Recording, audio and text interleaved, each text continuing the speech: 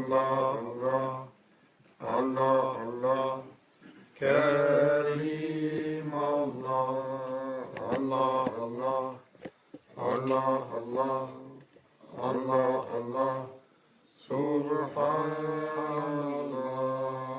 Allah, Allah, Allah, Allah, Allah, Allah, Sultan. Ya Rabbi, Anta Sultan. نحن عبيد أعوذ بالله من الشيطان الرجيم بسم الله الرحمن الرحيم الحمد لله والشكر لله ولا إله إلا الله والله أكبر ولا حول ولا قوة إلا بالله العلي العظيم بسم الله الرحمن الرحيم دستور مدد يا رجال الله مدد سلطان الأولياء طريقتنا الصحبة والخير في الجمعية كالبشاو نقشبند. Bienvenue dans cette assemblée du mois de Rajab, Shahrullah, ce mois sanctuaire pour lequel nous demandons d'être honorés, d'être illuminés, d'être graciés, d'être purifiés, d'être élevés par l'honneur du prophète sallallahu alayhi wa sallam, par nazar, par le regard Awliya al-Kiram, khasatan Sultanul Awliya Cheikh Mohammed Nazim al-Haqqani.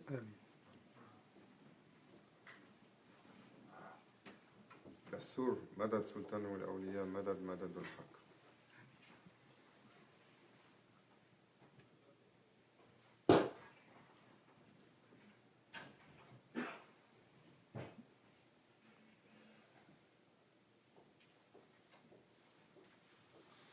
Aujourd'hui,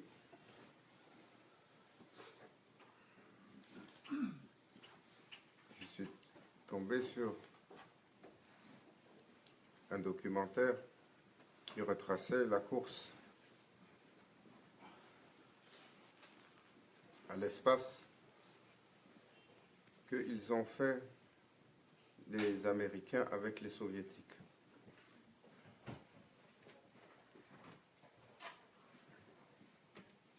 They were competing to go in space, then to go in the moon. Ils faisaient la compétition pour avoir les ingénieurs allemands, parce que après, et on montrait jusqu'à quel point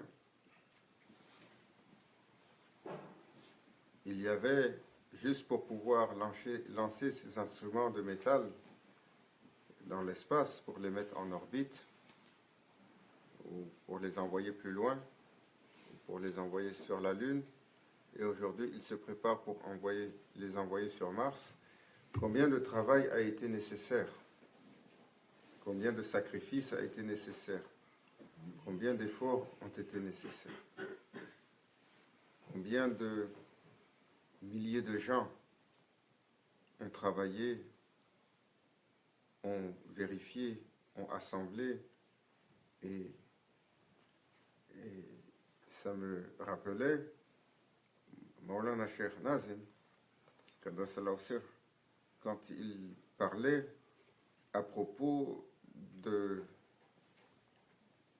du travail intérieur du serviteur.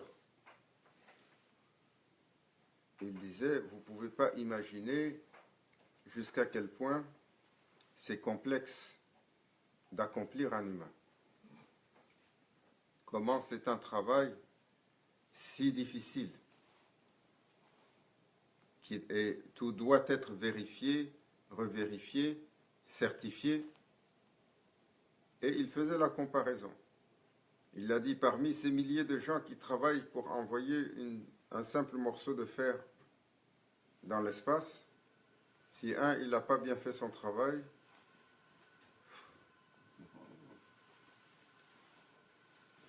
le ciel se remplit de feu. Et tous leurs efforts est anéanti sur un instant. Et il disait, il y a infiniment plus de puissance dans l'humain que dans ces machines. Il y a infiniment plus de complexité dans l'humain que dans ces machines.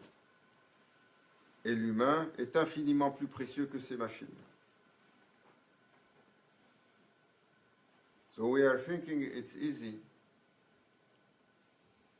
to rise ourselves spiritually, not knowing what lies underneath, what is the power of human, what is his reality, what is his complexity.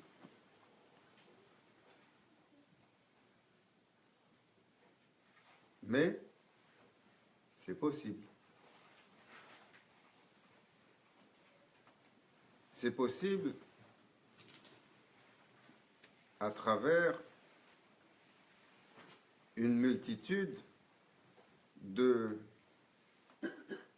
d'attention. C'est pour ça que le prophète sallallahu alayhi wa sallam, afdalu salatu wa salam, il a enseigné le chemin de l'accomplissement sur 23 années. Ça, c'est sans compter qu'il a été préparé 40 ans. Et Allah Azza wa Jal lui a confié la plus parfaite des générations de talib, de disciples, d'étudiants. Sahab al-Kiram radiyallahu anhum.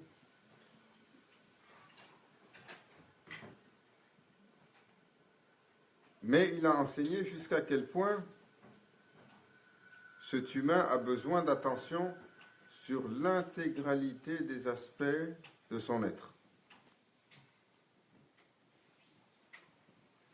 pour pouvoir faire le chemin.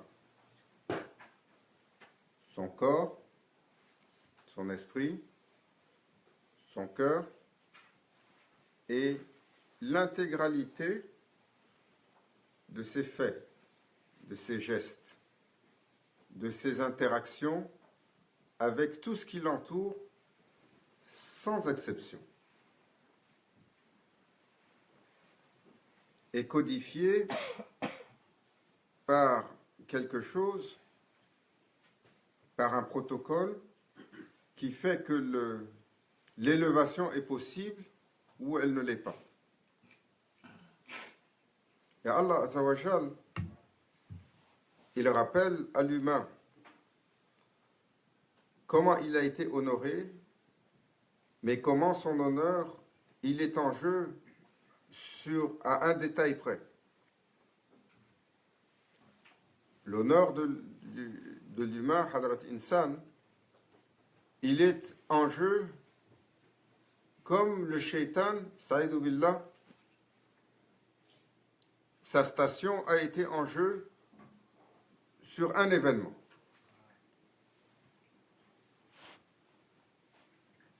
Un événement, Allah Azza wa Jal, Saïdou Billah, il l'a appelé et il lui a demandé: présente ton respect.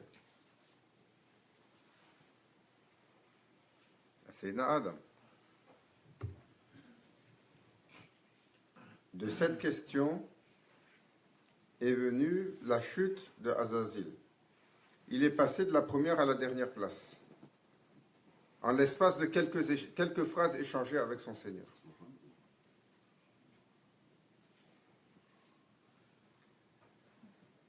De la première à la dernière place. Nous, on n'a pas pris la mesure de l'importance du défi, et ce jusqu'à quel point la mesure sur laquelle on est établi. Un jour,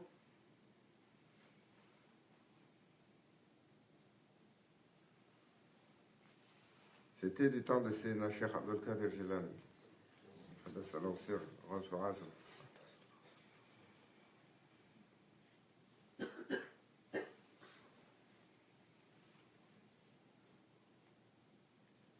Il y a eu un événement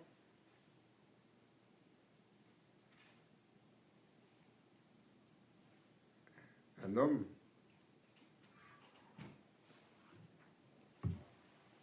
aujourd'hui il n'y a pas d'enfant.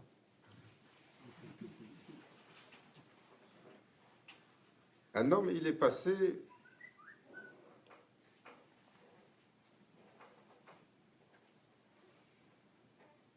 et il n'a pas tenu son regard. Et son regard est rentré dans la cour du voisin. Et dans la cour du voisin,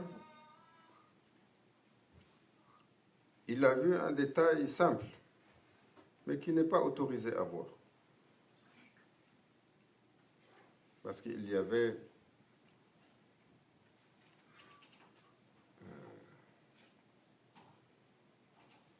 le vêtement intime de quelqu'un qui était en train de sécher.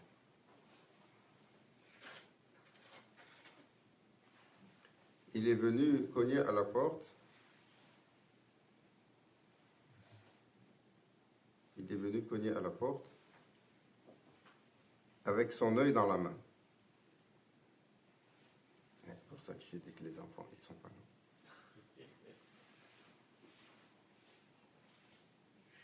Et il a, en demandant pardon pour ce que cet œil il a vu.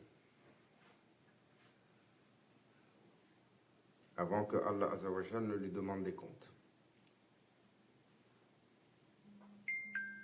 C'est Cheikh Abdul Qadir Jilani, quand c'est arrivé, Allah Azza wa Jal l'a dépêché.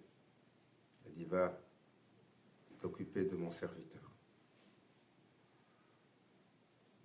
Il est allé à la recherche de l'homme. Et Bismillah ar-Rahman ar-Rahim, il lui a remis l'œil à la place.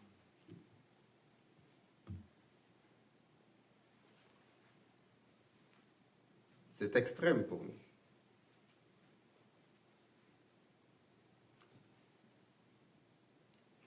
Mais il a pris la mesure de ce que ça représentait, lui.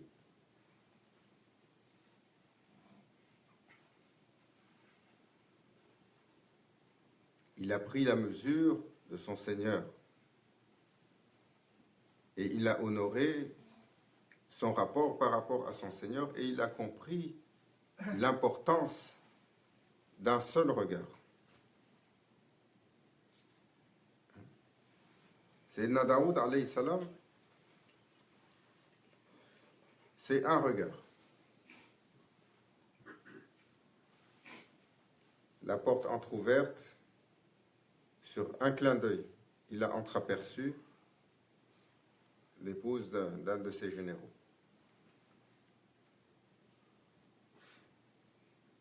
Un clin d'œil, un regard, dans une porte entr'ouverte. Tout ce qui a été établi pour lui comme suprématie, comme royauté, tout ce qui a été exalté, ce regard a suffi à le corrompre. La petite histoire, il a envoyé son général au combat. Il savait que le combat était perdu, le général a été tué, il a récupéré cette épouse. Il en avait déjà beaucoup. Allah Azza wa Jal lui a donné une leçon. Il lui a envoyé quelqu'un pour lui rappeler ce qu'il avait fait. Et c'est là qu'il a fait cette doua que le prophète sallallahu alayhi wa sallam a enseignée. Où est-ce qu'il demande Oh mon Seigneur, ne me laisse pas à mon ego l'instant d'un clin d'œil.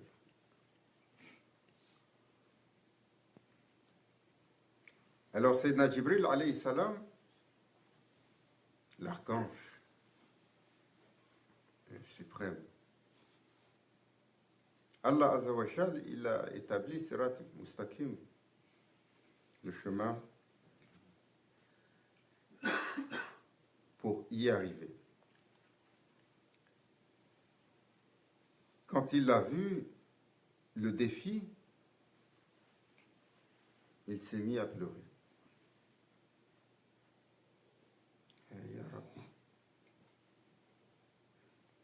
Aucun des enfants d'Adam ne sera capable de le faire.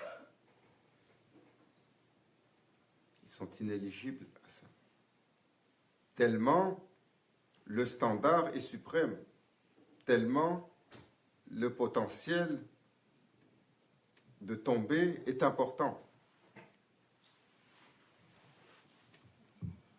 Et ce potentiel-là, le prophète sallallahu alayhi wa sallam, il l'a codifié. Il l'a codifié pour rappeler aux gens,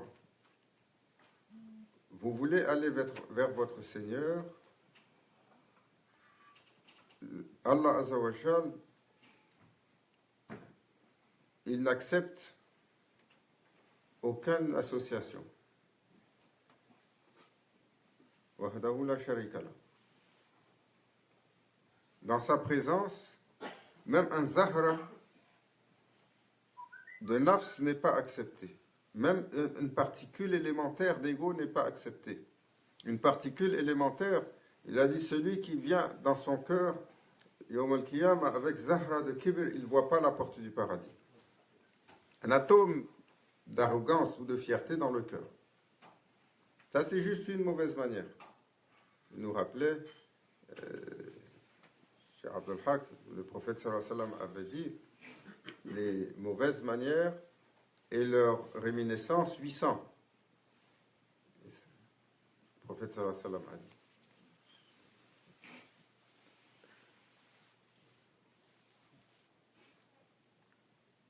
Et donc, tellement de potentiel chez l'humain.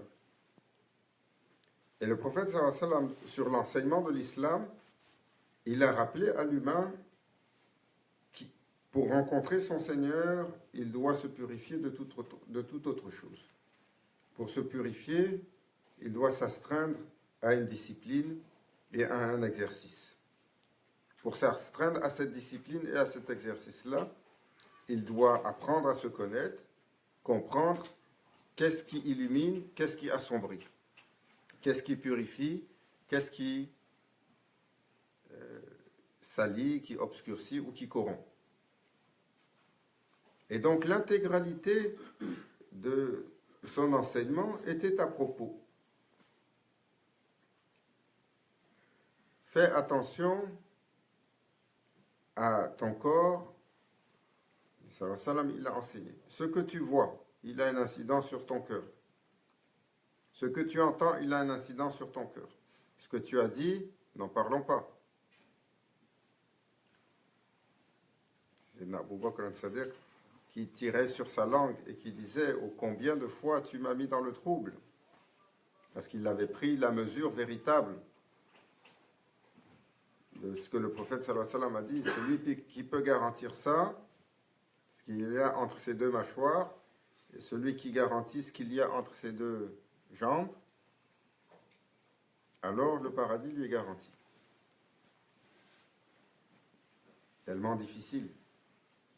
Peut-être, si Allah Azza wa Jal nous a favorisé le cœur et nous a donné la discipline d'être sur Sharia et de rentrer, peut-être on peut garder ça.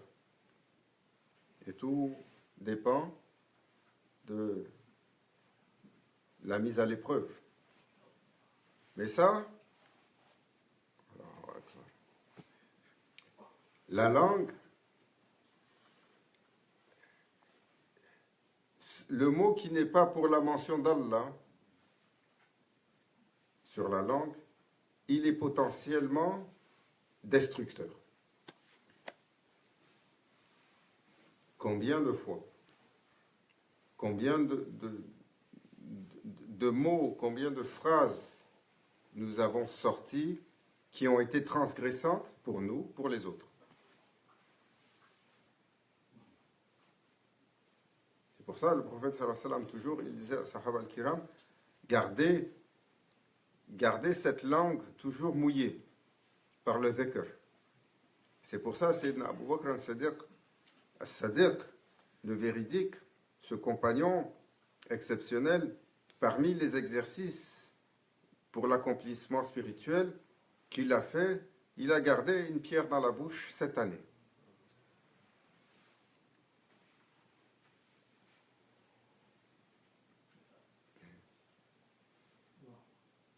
Il a gardé une pierre dans la bouche 7 années pour garder le silence.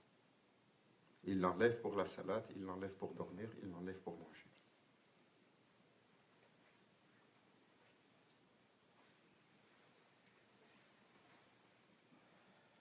Ce que tu as touché, il y a un potentiel. Ce que tu as mangé, il y a un potentiel. Sayyidina Cheikh je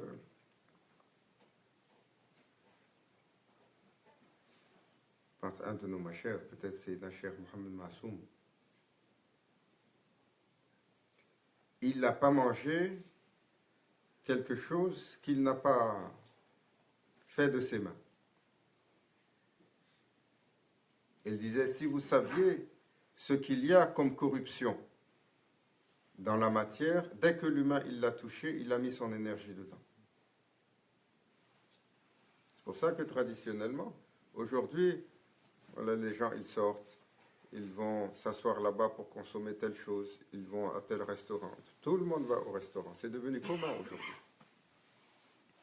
Traditionnellement, qui allait au restaurant? Ça n'existait pas.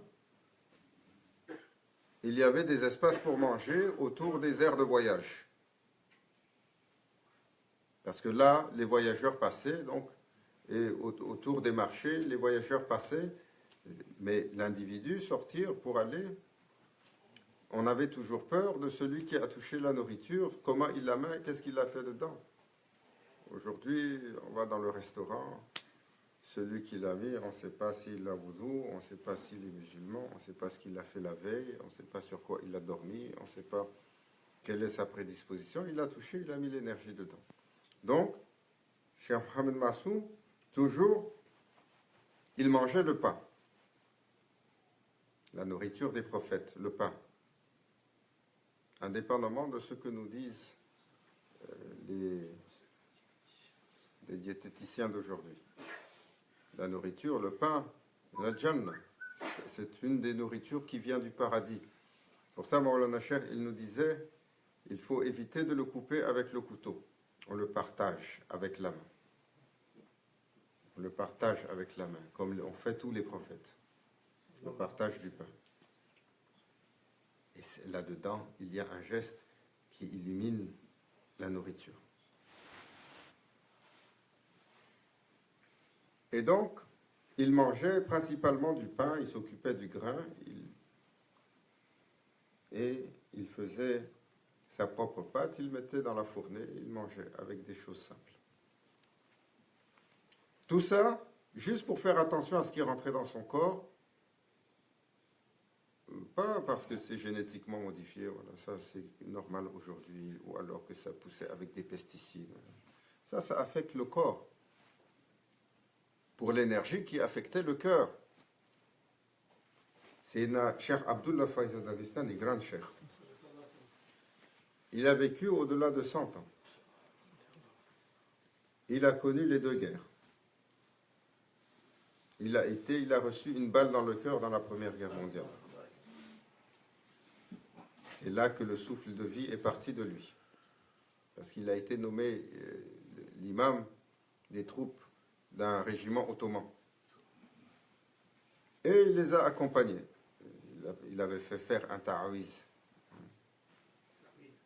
pour aller. Et quand il était sur son tapis, à un moment donné, il y a un obus qui est tombé.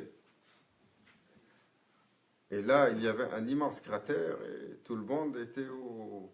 Il y avait des corps éparpillés. Ils ont dit là, l'imam, il est parti, il est parti. Quand la poussière s'est dissipée, il était toujours assis sur son tapis en train de finir sa prière. Le cratère avait creusé tout autour et le tapis était toujours là. Et il a traversé les deux guerres. Il a vécu comme ça. Il a quitté la région de l'Asie centrale, Bukhara, et il l'a amené, il est venu avec Sayyidina Cheikh Sharafuddin sur les rives du Bosphore, Skudar, les rives orientales à Istanbul. Et tranquillement après, de là-bas sur l'Égypte et la Syrie, parce qu'il s'est assis juste à côté de Cheikh Muhyiddin ibn Arabi. Ici, il y a Cheikh Muhyiddin ibn Arabi, ici, il y a Sayyidina Dul-Kifl, ici, il y a Sayyidina Cheikh Khalid al-Baghdadi, ici, il y a Maqabul Arba'in, C'est une terre, il y a des awliya et des anbiya partout. Des fois, vous rentrez dans une maison, des mashka, les vieilles maisons, vous avez une petite cour, et là, on vous montre, il y a un maqam. On ne sait pas si c'est un wali, on ne sait pas si c'est un prophète. Il est là depuis des milliers d'années ou des siècles. Dans les maisons comme ça partout. Toute la ville est comme ça, et particulièrement Jabal Qassioun, cette montagne. Il a vécu là-bas jusqu'à la fin de ses jours, et alors qu'il était malade, il a eu, vous avez vu, grand cher, dans la fin de sa vie, il avait des lunettes qui étaient très grosses. Et il a eu un problème à l'œil, il avait besoin d'une chirurgie. Ils l'ont amené au Liban pour aller faire la chirurgie. Quand il a fini la chirurgie, ils ont fait la transfusion. Parce que c'était une chirurgie, il avait perdu du sang, donc ils l'ont transfusé en même temps. Et après, il est resté sur le lit alité 40 jours.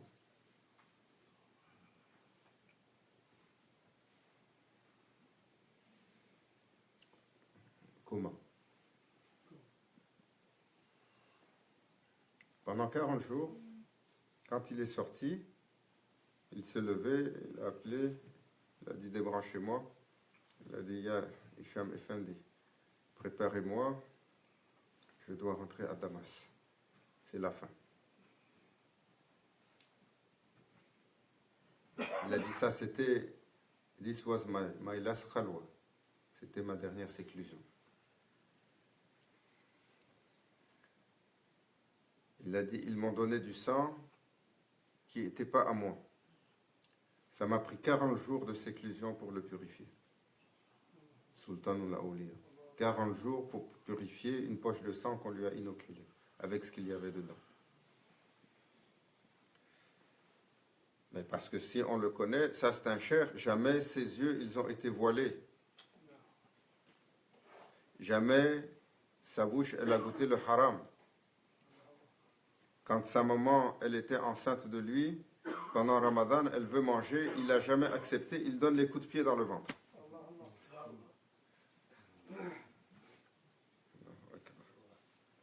C'est Nacher, Abdullah Faiz al-Istani. Jamais il a raté Salat al-Tahajjud. Oubliez le Fajr de sa vie. Oubliez le Fajr. Fajr, nous aussi, on l'a attrapé une fois dans la semaine à son heure. On veut être décoré aux Olympiques. Et quelques-uns, ils sont assidus. Si on a attrapé les 5 prières dans leur temps dans la journée, la sélection présidentielle. Il n'a pas manqué Salat al-Tahajjud de sa vie. Et pour avoir reçu une simple transfusion, il a dit ça a pris 40 jours de khalwa pour enlever ce qu'il y avait dedans. Jusqu'à quel point ces influences sont importantes.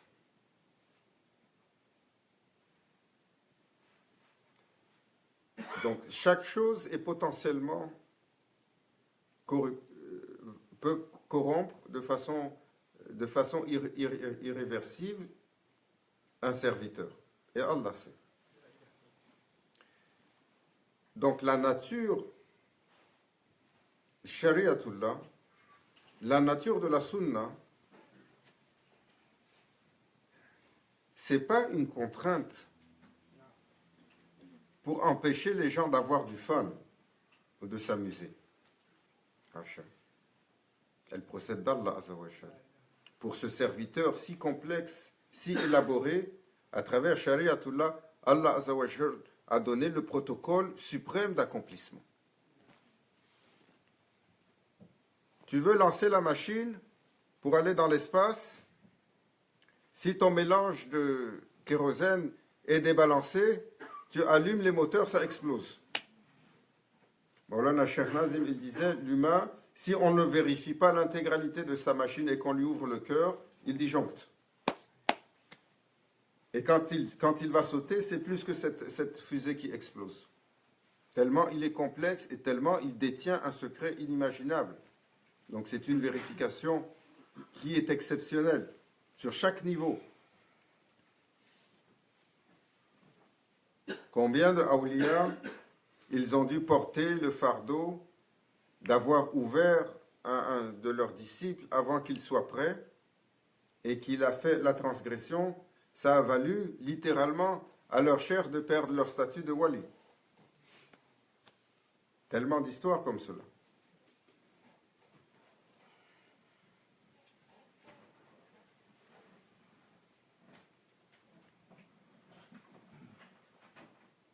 Il y avait une histoire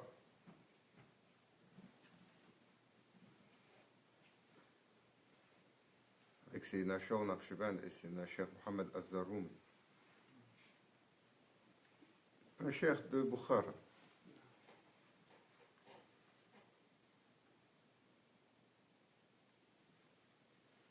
Et Sayyidina Shah Naqshband, il l'avait croisé. Il y avait un cheikh qui était arrogant et dur. Il l'avait croisé dans un dédale, dans une rue, et il lui avait donné le salam particulièrement. Et il avait un étudiant qui avait suivi et qui avait voulu imiter son cheikh là-dessus. Mais il avait fait un tarkul adab. Il n'avait pas survécu à ça. Et ils étaient venus voir Sayyidina Shah Naqshband pour dire, quand le serviteur, il est mort, et son corps, il est devenu noir.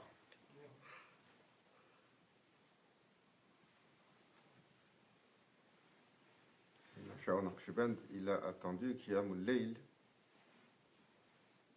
parce que c'était la nuit, et il a demandé, Hadrat Rasoul sallallahu alayhi wa sallam, il lui a dit, ton étudiant, il a atteint un niveau où certaines choses, il n'aurait pas dû les faire. Il a eu un zèle, maintenant on ne peut plus rien faire pour lui. C'est Shah Naqshband, il a insisté, jusqu'à ce qu'on lui donne. Il a dit, il est rentré en munajat jusqu'au ishraq. Et c'est après, dans cette prière-là, que vers le ishraq, ils lui ont dit, Ya Sayyidi, son corps est en train de reprendre, il s'éclaircit à nouveau. Et quand le soleil s'est levé, il avait perdu sa noirceur. Parce que c'est Shah Naqshband, il était rentré en munajat. Pour aller et il a dit, allez maintenant, vous pouvez le mettre en terre. Vous pouvez le laver et vous pouvez le mettre en terre.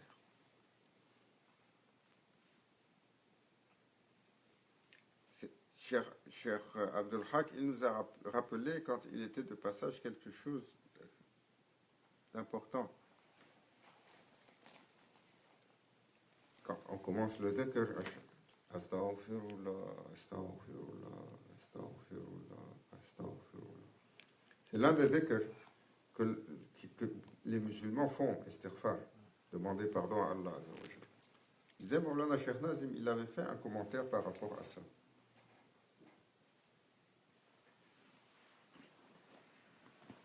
Et il disait, chacune des interactions des enfants d'Adam crée des nœuds. It's spiritual knots. Tu as marché dans la rue,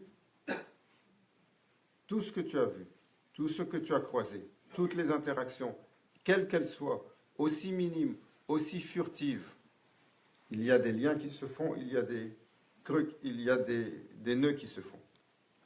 Chaque action, chaque mouvement, chaque intention, chaque pensée déploie le serviteur d'Allah dans ce monde et crée des liens et des nœuds. Il a dit, à la fin de la journée, le serviteur, il est attaché par tout cela, spirituellement. Et pour défaire tout cela, le istighfar. Plus il le fait, plus tous ces liens, ceux qui sont ces liens qui tiennent sur des choses qui n'ont pas été pures, se défont. C'est pour ça que toujours, avant de faire la prière, toujours, à l'exception de Salatul Maghrib, dans la Awrad, chez Mashaykina Sadatina al-Kiram, dans les Awrad quotidiennes, il y a toute la litanie de ce qu'on récite avant et ce qu'on récite après. Avant, le adab simple, il est toujours la même chose. La shahada 3 fois. Après, le istighfar 70 fois. Et surat Ikhlas 3 fois. Et ensuite, tu lis Fatiha pour sceller le tout. Et là, tu vas pour ta prière obligatoire. Shahada 3 fois, parce que notre état de transgression et notre état de kufr, il est tel que ça prend 3 fois la shahada pour revenir de l'islam. Parce que le serviteur, il est sur le shirk khafi, il est sur l'idolâtrie cachée, subtile, celle que le prophète sallallahu alayhi wa sallam a dit, je la crains pour ceux qui vont venir après. Pour ma umma, c'est ça que je crains le plus. Istighfar 70 fois, sallallahu alayhi wa sallam, il a dit, lui, il fait au moins 70 fois par jour. Ça défait les nœuds. Ikhlas 3 fois, ça correspond de réciter Qul huwallahu ahad, Allahu samad, lam yalid wa lam yulad wa lam yakul lahu kufuwan ahad. Celui qui a récité ça 3 fois, comme s'il a récité l'intégralité du Coran. Et par la suite, Fatiha pour sceller le tout. Et là, on rentre dans la prière de Fard. Défait de tous les nœuds, revenu à l'islam et ayant plongé dans l'intégralité de la récitation du Coran avant de se mettre devant Allah Azza wa Jal pour la prière.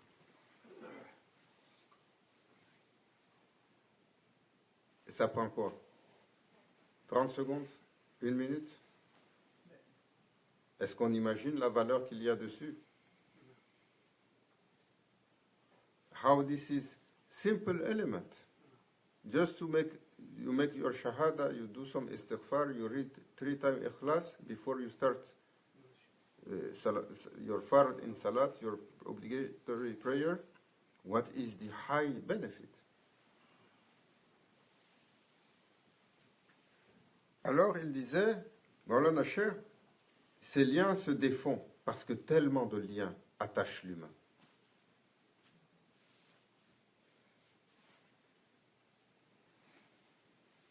Et spirituellement, tellement de choses potentiellement vont le faire tomber. Qu'Allah nous préserve de la chute après laquelle on ne peut plus se relever. Amen. Parce qu'il y en a.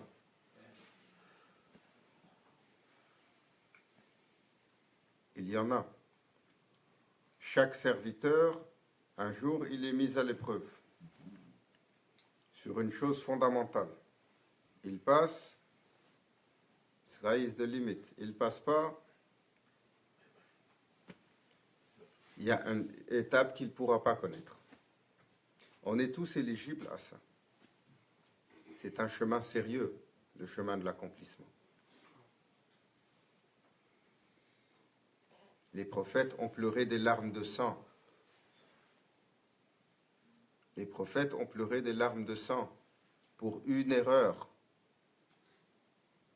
C'est Daoud, alayhi salam, il a fait une erreur. Il a passé le reste de sa vie à s'en repentir. C'est Yunus, alayhi salam, il a fait une erreur. Il a fait une erreur. Il s'est plaint alors que Allah l'a favorisé. Allah Azza wa Jal l'a fait jeter par-dessus bord. Et là, quand il est tombé dans l'eau, il s'est plaint encore. Au lieu de se reposer sur son Seigneur. Sur juste cette plainte. Parce qu'il n'était pas content qu'on les jetait à l'eau, Allah Azza wa Jal a fait ressurgir une baleine qui est venue le prendre. Il est resté là-dedans. 40 jours.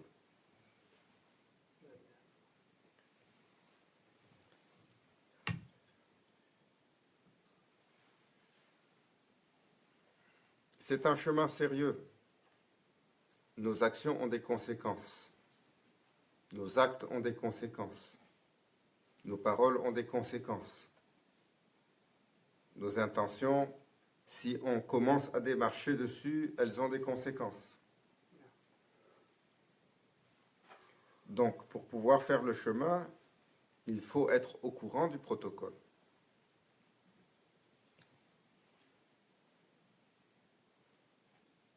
Pour être au courant du protocole, il faut écouter ce que le prophète sallallahu alayhi wa sallam a dit, ce qu'il a enseigné. Ô serviteur d'Allah, ne touche pas à ceci, c'est illicite. Ne mange pas de cela, tu n'as pas le droit. Si tu dois utiliser la salle de bain, il y a une énergie, rentre avec le pied gauche. Quand tu es dedans, fais attention à ce que tu fais. Quand tu dois te laver, utilise de l'eau. Si tu as fait les besoins et que tu n'as pas utilisé l'eau, le prophète sallallahu alayhi wa sallam, il a dit, c'est comme un feu que tu n'as pas éteint. Son impureté te brûle et elle se répand. Pour nous, ça nous semble anodin, parce que les Occidentaux, ils nous disent, c'est pas important ça. Et on a oublié qu'il y a une pureté fondamentale dans cette sunna. Chaque chose que tu touches, il y a un potentiel de pureté ou d'impureté. Ne fais pas ceci, ne va pas ici. Tu as une âme, si tu as consommé telle chose, alors elle rentre en turbulence. Tu as un droit sur celui-là, tu n'as pas de droit sur celui-là. Tes parents, ils sont sacrés. Tu ne peux pas dire aux parents, ouf, ouf, c'est quoi? Juste souffler. Tu ne peux pas faire ça aux parents. Et tu ne peux pas faire ça à tes beaux-parents, parce qu'ils sont comme tes parents.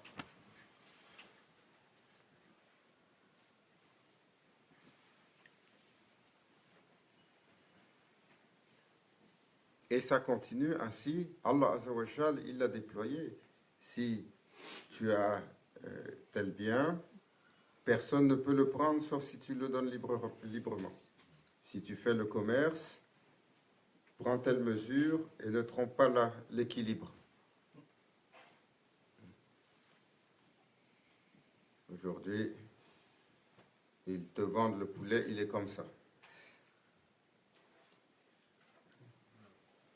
Tu arrives, tu le fais cuire, il est comme ça.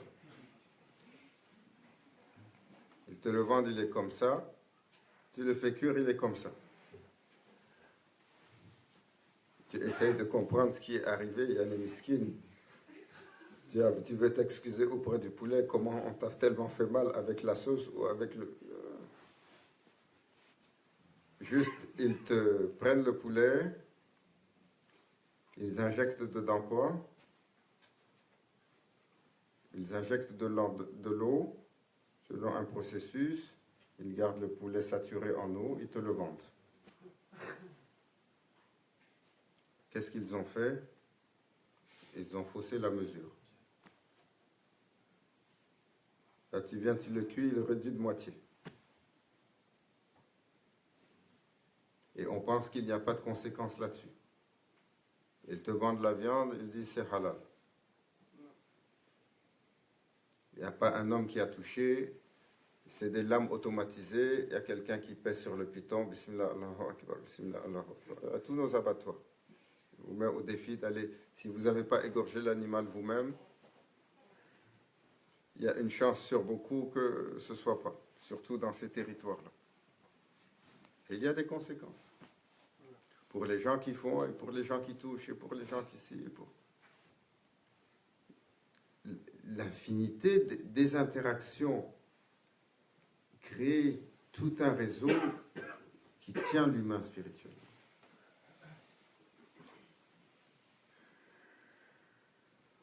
Ô serviteurs, prenez attention à la mesure que Allah a établie.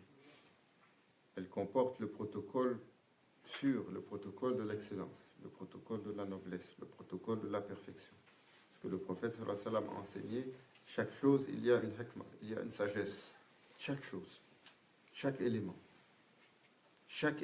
a une sagesse pour nous permettre de faire le chemin. Allah Azza wa Jal nous accorde de bénéficier de ces sagesses. Il nous accorde d'être protégés de ce qui nous fera rentrer dans l'échec. Il nous accorde d'être honorés par comprendre la profondeur de ses commandements, de les aimer, de les implémenter. Qu'il nous éloigne de ce qu'il n'aime pas. Qu'il nous fasse aimer ce qu'il aime et qu'il nous fasse détester ce qu'il n'aime pas. Qu'Allah Azza wa Jal nous ennoblisse en nous permettant de suivre Sunnah Saniyya, le chemin révérentiel tracé par le prophète sallallahu alayhi wa sallam, son habitude sublime en toutes choses. Qu'on nous fasse aimer ce que le prophète sallallahu alayhi wa sallam a aimé, et qu'on nous éloigne de ce qu'il n'a pas aimé, et qu'on nous en protège. Ya Rabbi, comme tu as protégé tes bons serviteurs, protège-nous. Comme tu les as éloignés du mal, éloigne-nous de ce mal. Comme tu as renforcé leur iman, renforce notre iman. Comme dans le temps de la Jahiliya, tu les as fait émerger, tels des soleils étincelants de foi, dans l'océan qui nous entoure. Permets-nous, à notre mesure, de garder notre iman. Que nous ayons toujours, Ya Rabbi, la satisfaction d'Allah. Que nous ayons toujours la satisfaction de Sayyidina Muhammad sallallahu alayhi wa sallam. La satisfaction de Shaykhina al-Kiram, Ustad wa Ustadina, ila hadratina bil-Fatiha.